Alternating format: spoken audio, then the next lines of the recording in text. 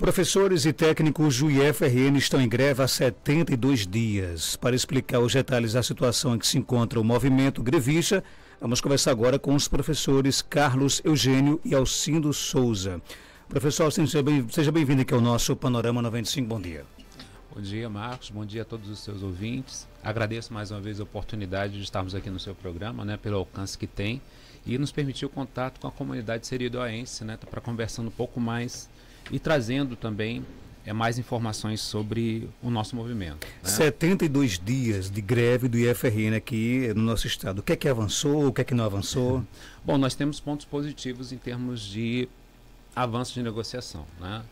Antes da greve, nós tínhamos um orçamento que foi reduzido no Congresso, houve recomposição inicial desse orçamento, mas acho que o ponto mais importante foi a reunião que o presidente teve segunda-feira com os reitores, Andifes e Conifes, dos institutos e universidades, e uma nova recomposição orçamentária em 400 milhões. Isso ainda é insuficiente, você totaliza 5,5 bi, mas a expectativa era de 6,1. Para o ouvinte ter uma ideia, e por isso que a luta é importante, a gente tem hoje as instituições funcionando em torno de 40% do orçamento que tinham em 2014.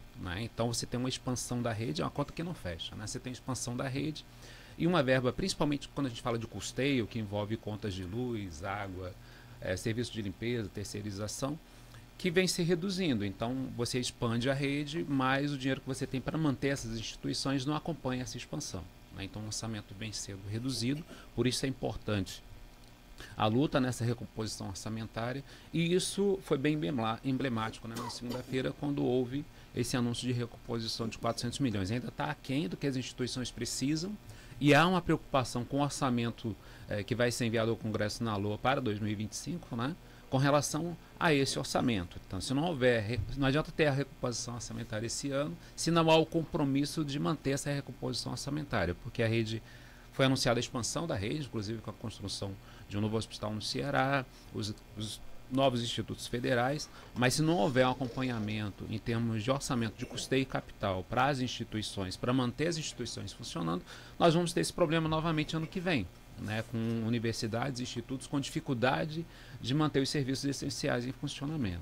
Então, houve esse avanço. Houve algum avanço também com relação à questão das carreiras, no início, o governo anunciou um reajuste de 4,5 e 4,5, houve uma mudança, ainda continuamos sem nenhuma possibilidade de reajuste, e o governo tem se fechado muito a isso para 2024 e um pouco mais para 2025, 9%, e mudou um pouco para os técnicos e para docentes, 3,5 e 5 para 2026, mas sem recomposição esse ano. Então, também é uma reivindicação a recomposição orçamentária.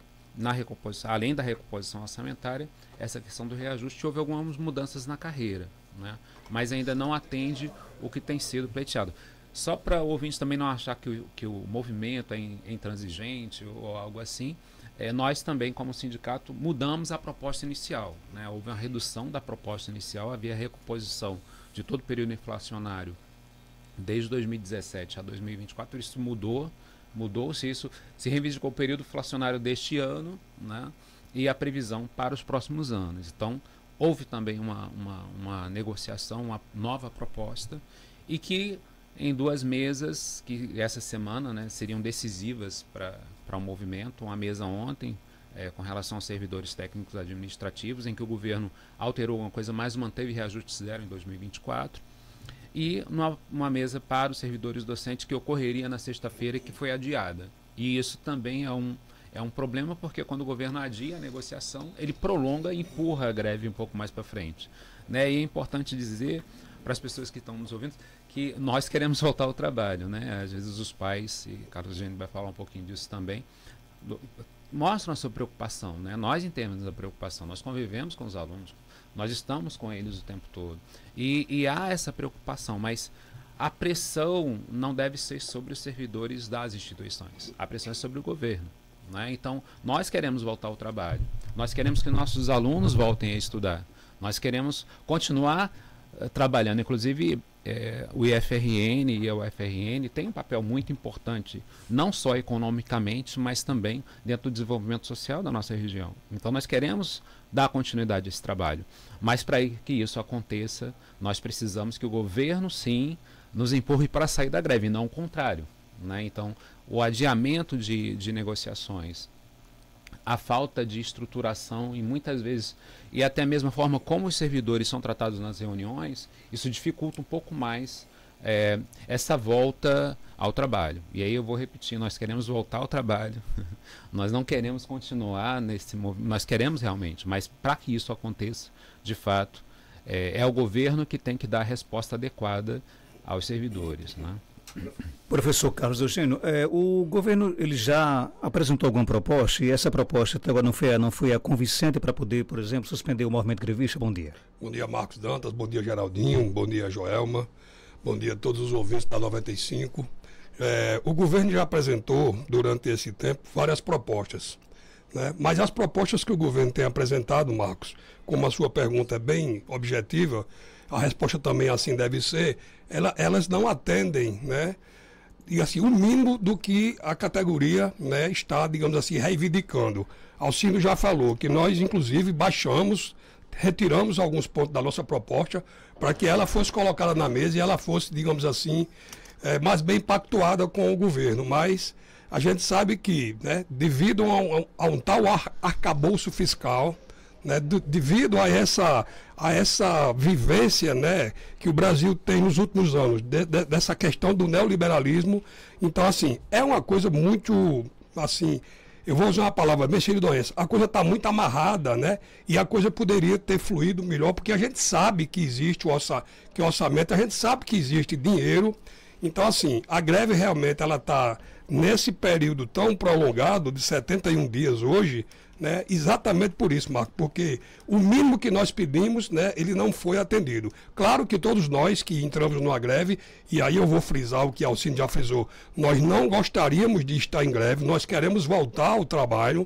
mas o mínimo que nós pedimos, o governo então, ele não ofereceu. E veja, o que é esse mínimo? Estou aqui com a camisa da greve hoje. Nós estamos pedindo 3 R's, recomposição, reestruturação, né, e o revogaço. Certo? E é o mínimo que nós estamos pedindo. O que é reestruturação? Reestruturar nossas carreiras. Nós não temos um piso salarial, né? Nós não temos um aumento, digamos assim, plausível e a cada ano que ele aconteça, que aconteça a cada ano. Então a gente está pedindo uma reestruturação da carreira, por quê?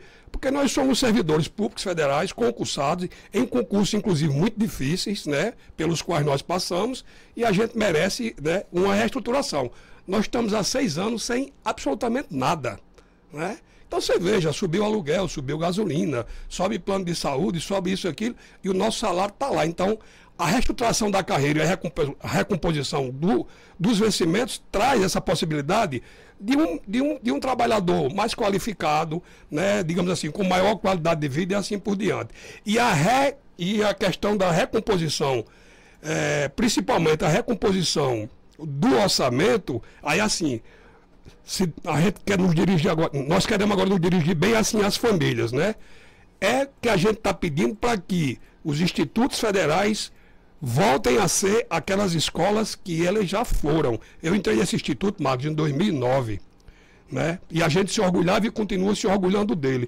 E o instituto foi fenecendo por falta, né, dessa recomposição, de rever a cada ano toda essa estrutura para o aluno, né, para o bolsista. A gente agora, por exemplo, está oferecendo um curso de montagem e manutenção de energia solar. A gente tem vários cursos. A gente tem um curso de graduação na área de física que abastece o mercado, né, de professores do estado e da redondeza. Então, assim, nós temos muita coisa importante sendo feita. Nós somos uma escola. Eu costumo dizer ao meu aluno e minha aluna, nós somos a melhor escola pública do Brasil.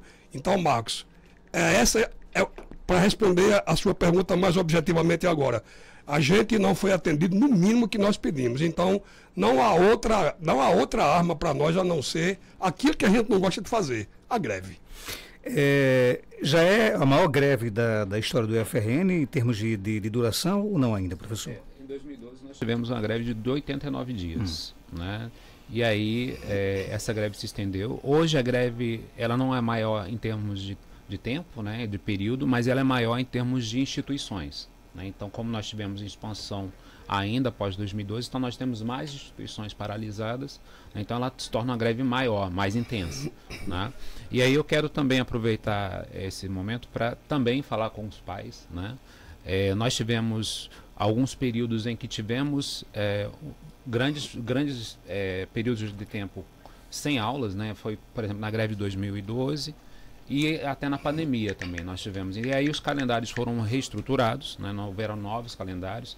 E esses calendários, eles continuam com os mesmos dias letivos, né? Então não há prejuízo quando há recomposição de aulas. Inclusive no ensino médio, quando a gente fala de ensino médio, as quartas séries do ensino médio normalmente tem um calendário com uma recomposição mais intensa de aulas para que eles consigam concluir. E como as instituições, como a UFRN, a UFESA, que aderiu recentemente também à paralisação, elas também tiveram um calendário e no caso da UFRN, não mais no caso da UFES, teve calendário suspenso, elas também acabam compensando esse ingresso, né? Então, essa estrutura em termos de quando o aluno finaliza o ensino médio para Enem e para ingresso no ensino superior não será prejudicada em função da greve, né? Então, há o compromisso dos professores e também dos técnicos administrativos em fazer essa composição, sim, de aulas com um novo calendário. Então, isso já aconteceu antes, né?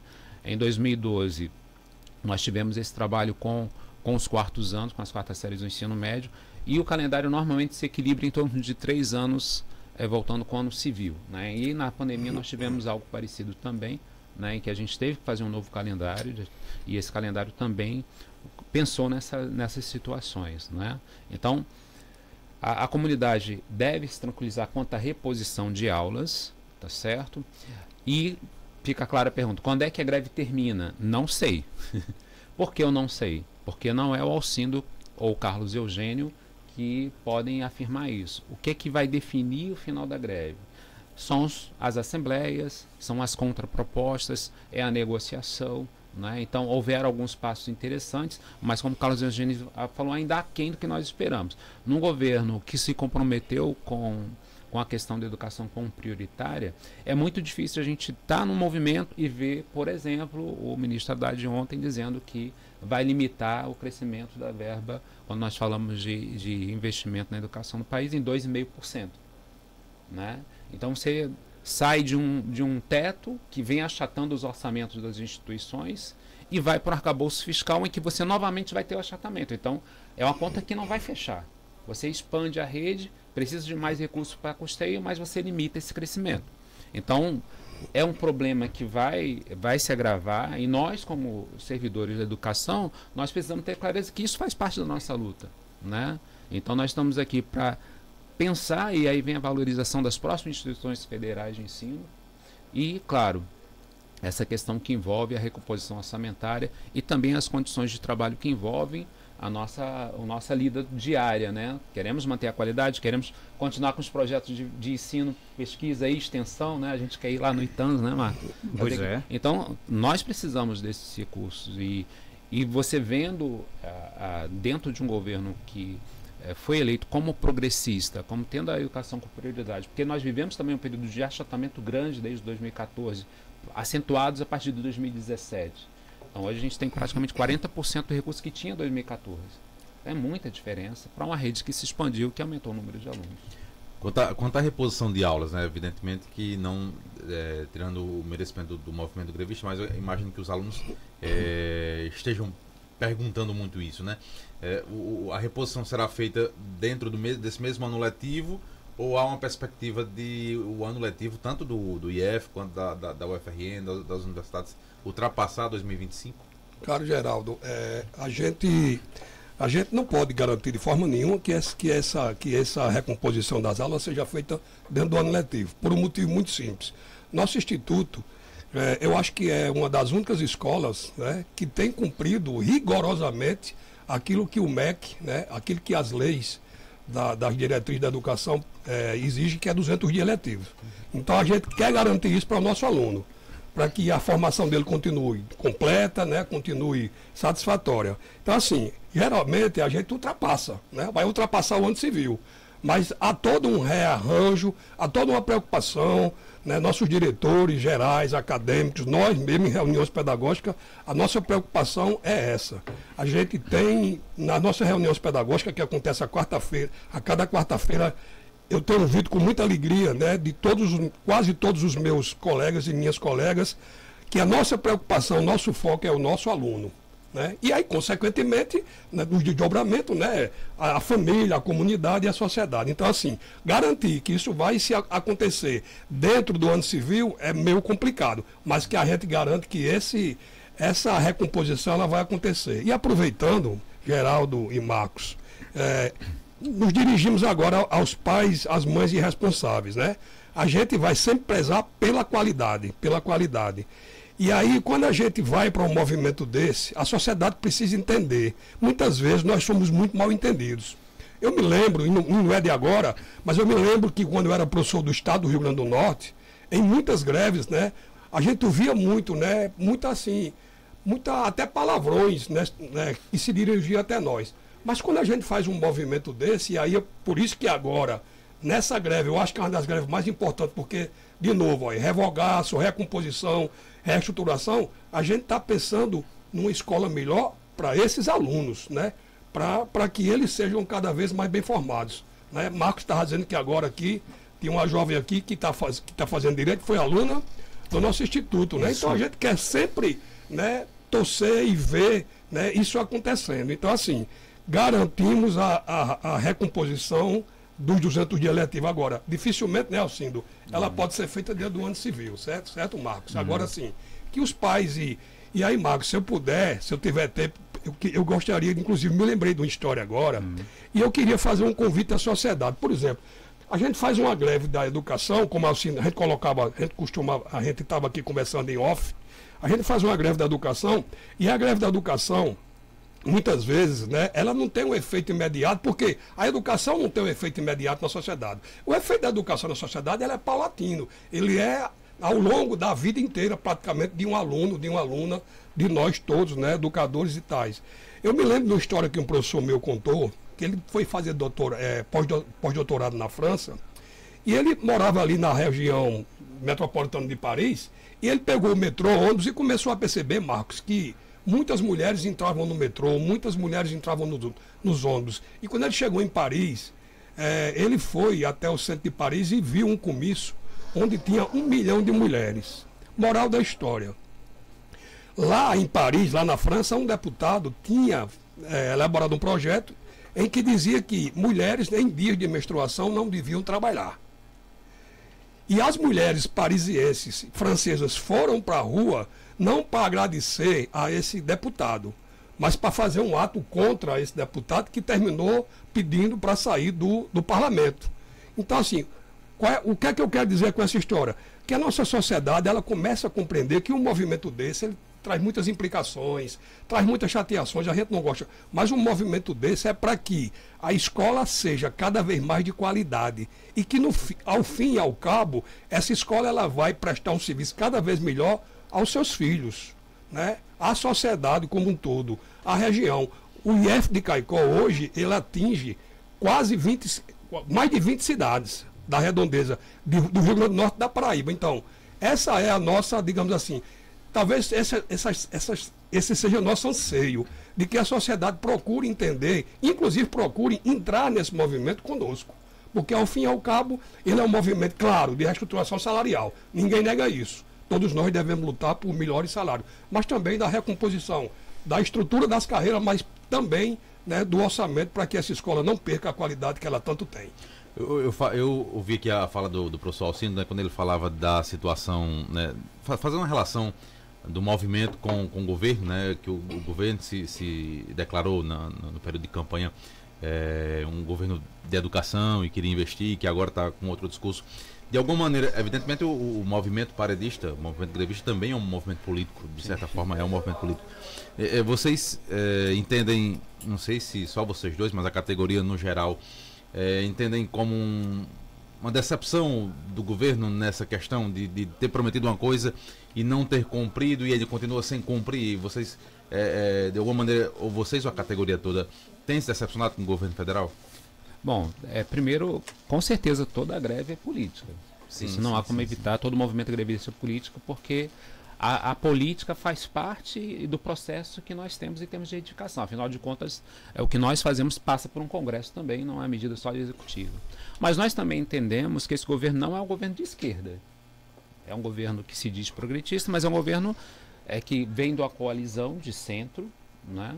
E acho que o que mais assim tem implicações em termos de consenso, aí vem opiniões que acabam sendo muito pessoais também, é como a política econômica vem sendo conduzida, as opções que são feitas. Pronto, quando você faz um orçamento é composto de opções, né? Então você vai fazer opções, eu vou fazer o orçamento para cá, vou fazer o orçamento para cá. Então, o que é que o governo tem feito? Ele tem, quando a gente fala de categorias, ele tem feito algumas opções que não nos atende como um governo que se diz que prioriza a educação, né? Então, quando você subsidia certos setores da economia, quando você traz recursos para você, por exemplo, aí vem a questão que a gente poderia estar discutindo outras coisas, né? Onde é que o governo tem que investir para você ter um crescimento de PIB, para compensar esse crescimento de PIB com a questão do custeio ou do custo atrelado a ele, né? Então, o governo tem feito opções, né? E essas opções são políticas no sentido de você tentar ter alianças com alguns setores da sociedade, empresariais, agronegócio e alguns outros, em detrimento de outros. Então o governo Lula deixou a sua essência de esquerda, na sua opinião? Aí vem... A opinião Na minha opinião, assim, o governo Lula, embora tenha um discurso, né, mas é um governo de centro. É um governo de centro, é um governo que prioriza o arcabouço fiscal, prioriza o ajuste fiscal, né? E aí, como a gente tem conversado, é uma conta que não vai fechar, né? Se você já vinha de um achatamento orçamentário com teto, né? Que obrigatoriamente você tinha as despesas vinculadas e isso vai reduzindo. E você vai sair de um teto para um arcabouço fiscal em que você também vai limitar o investimento. Então você continua preso a um ajuste fiscal rigoroso, né? Que é a exigência de setores da sociedade, né? Onde nós apostávamos, né? Embora tenhamos clareza, né? Não chega a ser uma decepção, digamos assim, mas digamos, uma contradição. Ok, né? Então, obrigado, professor Carlos Alcindo, e rapidinho, algo mais a acrescentar, pode ficar à vontade, professor. Eu só queria rapidíssimo acrescentar, o governo que está de plantão no Planalto, eu acho que é um governo, sim, de centro-esquerda.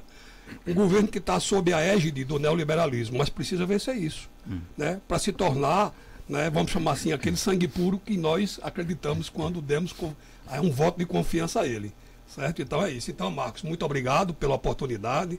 Queria mandar um bom dia para todos os companheiros e companheiras que estão conosco no movimento. Um bom dia também especial aos nossos alunos e alunas e aos pais e responsáveis por todos, né, os alunos e alunas do nosso instituto.